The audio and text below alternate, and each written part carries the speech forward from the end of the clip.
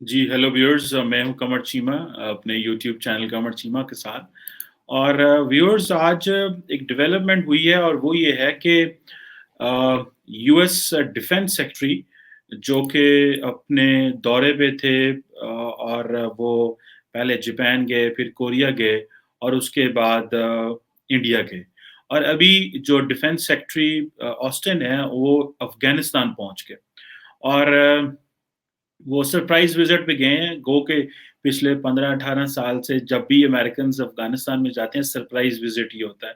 मतलब normally declare करके नहीं जाते, कहीं पे कुछ हमला ना हो जाए और इस तरह वो डरते रहते हैं। But anyhow, it means that Afghanistan is not still a secure place where even nobody can go in that way. एक तो ये चीज़ हो गई।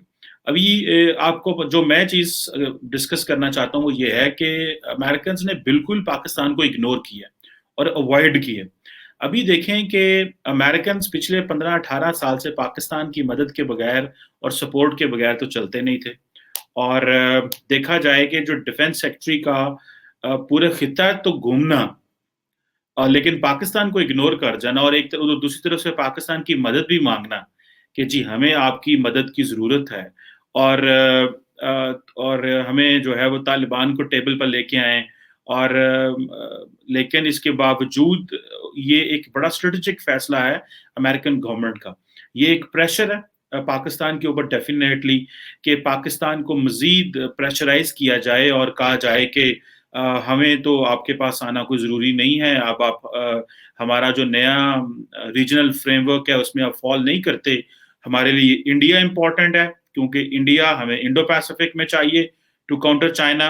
और हमें अफ़गानिस्तान में तो अमन लाना ही लाना है, तो वहाँ पे हमें अफ़गानिस्तान के साथ हम मामलात ठीक कर लेंगे, तालिबान के साथ भी हमारे मामलात बेहतर हो गए हैं। सो इट मीन्स कि जो अफ़गानिस्तान में वो पाकिस्तान को देख ही नहीं रहे। वो पाकिस्तान को इन इन इन अ फ्यूचर वो समझ रहे हैं कि शायद वो मामलात ठीक कर लेंगे, तो पाकिस्तान को इग्नोर करना ही ज़रूरी है।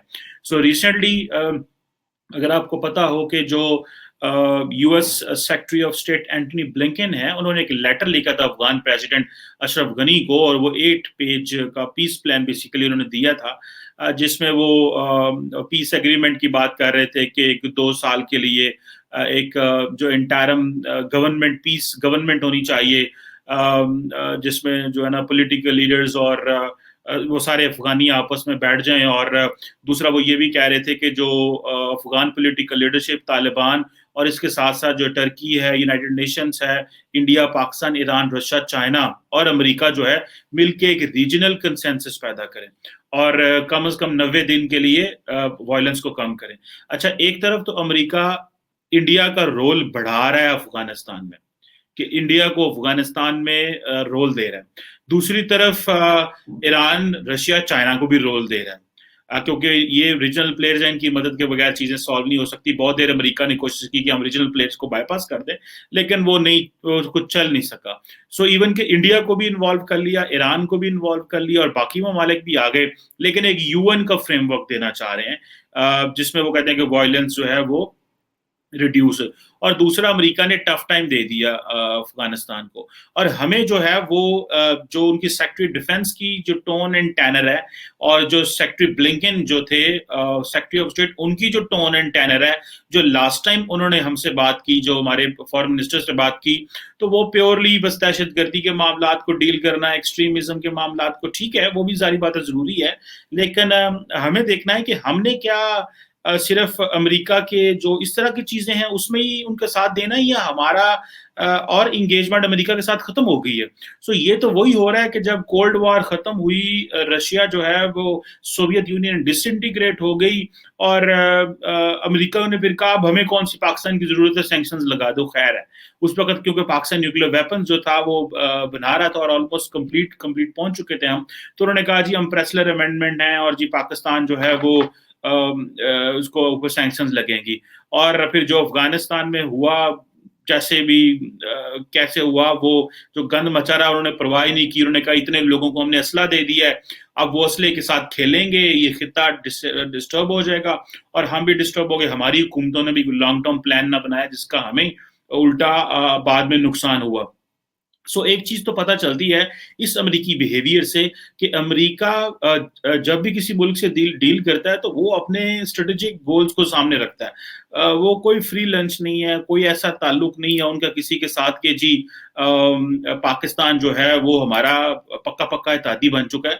और अमेरिका शुरू से यही कहता रहा है कि पाकिस्तान जो है वो हमारा एलाय है, इंडिया हमारा फ्रेंड है। तो ये तो हमें हमारे पॉलिसी लीडरशिप जो मेकिंग मेकर्स हैं उनको भी पता ऑब्वियसली है। लेकिन मुझे जिस चीज की बात की तकलीफ होती है as a citizen of this country, मैं समझता हूँ कि अमेरिका इतना इंपॉर्टेंट प्लेयर है कि आप उसको इग्नोर भी नहीं कर सकते। आपको उसके साथ हर कीमत पे इंगेज होना है। अगर उसके साथ इंगेज होना है तो फिर क्यों नहीं हम अल्टरनेट उनके साथ रिलेशनशिप को मजबूत करते। चाइना फैक्टर बहुत बड़ा फैक्टर है। अमेरिका ये समझता है कि पाकिस्तान कंप्लीटली चाइना ब्लॉक में चला गया। सो क्या पाकिस्तान ने ये फैसला कर लिया है कि हमने साइड लेनी है कंप्लीटली चाइना की, या कि हमने बैलेंस करने की कोशिश करनी है जिस तरह हमने मिडिल ईस्ट में बैलेंस किया है।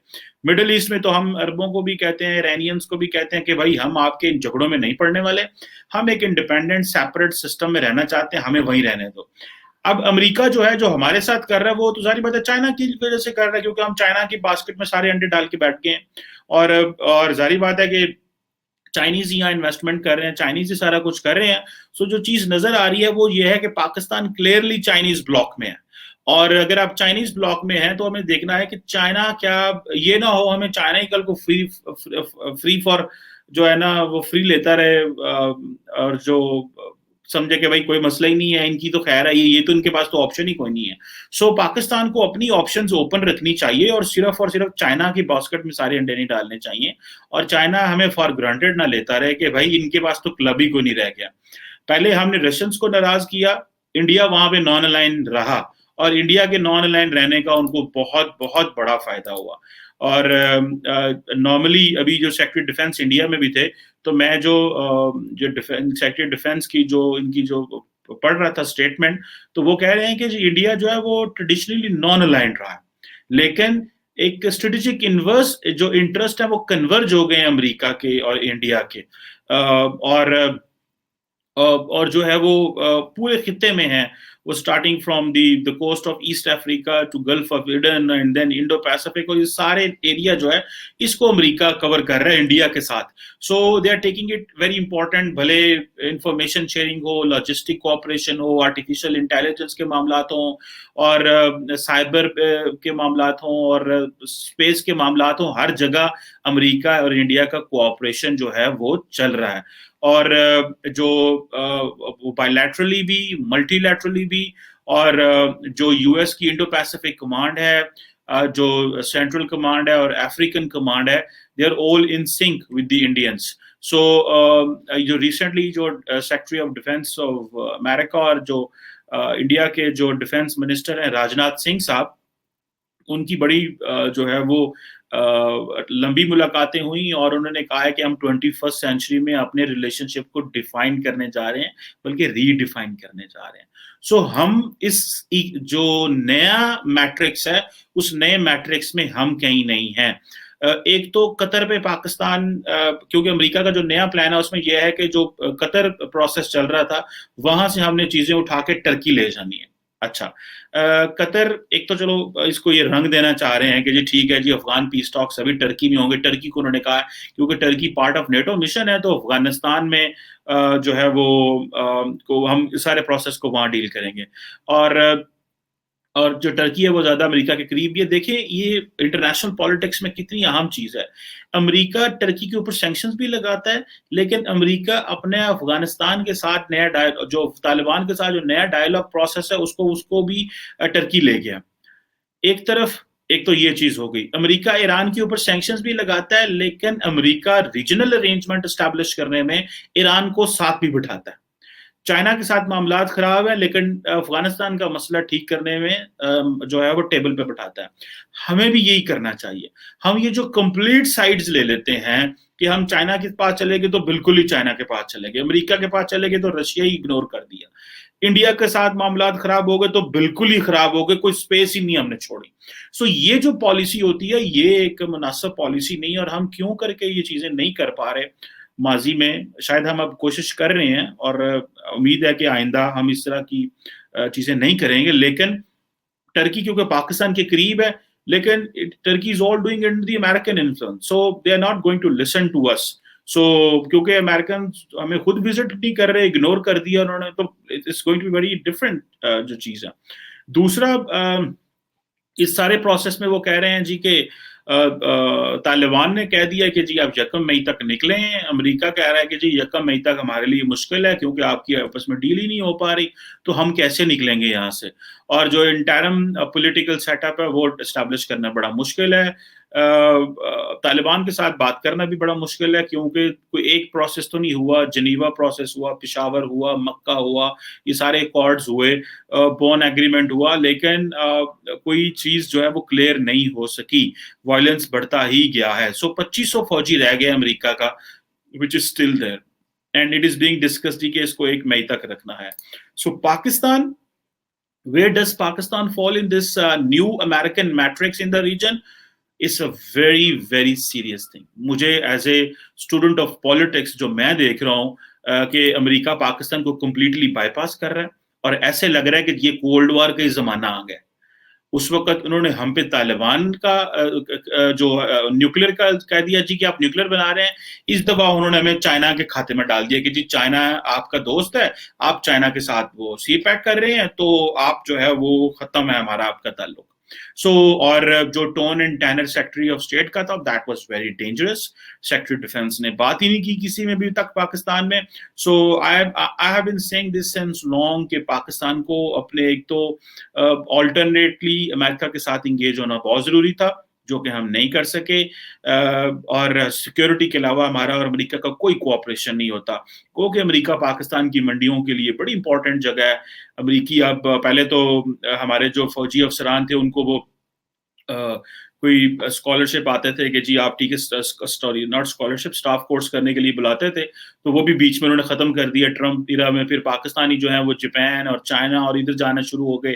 फिर दोबारा उन्होंने अब वो खोल दिया कि नहीं जी, अगर पाकिस्तानी फ़ौजी जो हैं वो, अगर हमने उनको जो है वो स्टाफ कोर्स ना करवाए तो ये होगा कि कल को हमारा जो पाकिस्तान मिलिट्री के साथ कोऑपरेशन है वो कमज़ोर हो जाएगा। सो दोबारा उन्होंने वो खोल दिया है। सो what is important for us, we have to think very strategic, and we have to be close to all the great powers, including America. So whatever is happening in Indo-Pacific is very very important. So let's not be only on China's side. Let's not be only dealing with one country in the region. हमें अपने पिछले 75 70 72 75 साल की जो अपनी foreign policy है, domestic जो policies हैं और जो सिक्योरिटी पॉलिसीज हैं, उसको हमें देखना है कि हमें किस तरह अपनी पॉलिसी को डाइवर्सिफाई करना है। So this is what I have today for my viewers, कि पेंटागन चीफ का पाकिस्तान को वाइड करना और इंडिया और अफगानिस्तान जाना is not something which is good for Pakistan America के जो ताल्लुकात हैं उस हवाले से, और जो पाकिस्तान की रीजनल अलाइनमेंट्स हैं उस हवाले से, और जो अमेरिका की इस खिते में जो अलाइनमेंट्स हैं उस हवाले से, we are completely out of the picture, and we are only being bracketed with China, which I find is not that much good. Let's see how it goes, and I believe कि जो पाकिस्तान के जो policy makers हैं और जो हमारे फैसला साज हैं वो चीज़ों को देख रहे हैं, and they will take the decisions which are best for the country.